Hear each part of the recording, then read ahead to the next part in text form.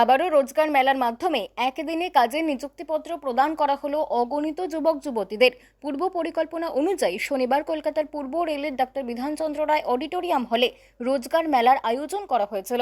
এই মেলায় অংশগ্রহণ করেছিলেন প্রায় 51,000 যুবক যুবতী।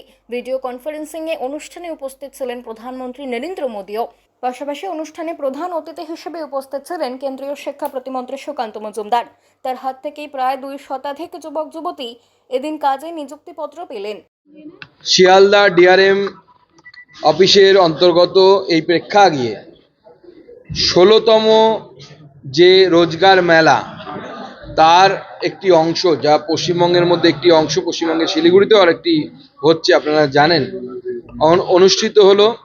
গোটা দেশ জুড়ে প্রায় 47টিরও বেশি স্থানে এই রোজগার মেলা মাননীয় প্রধানমন্ত্রীর নেতৃত্বে, শ্রী নরেন্দ্র মোদীজির নেতৃত্বে অনুষ্ঠিত হচ্ছে। 2022 সাল থেকে এই রোজগার মেলা চলছে, আর এবার 16তম এডিশন।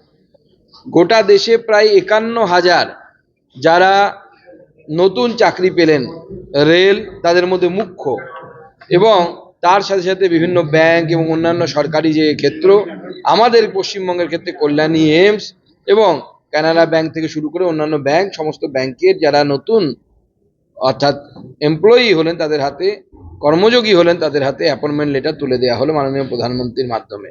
আমি তারই প্রতিনিধি স্বরূপ 25 জনের হাতে তুলে দিলাম। এখানে প্রায় 200 জনের বেশি যারা নতুন রিক্রুটি, তাদের হাতে আমরা অ্যাপয়েন্টমেন্ট লেটার তুলে দিলাম। এবং মনে রাখবেন,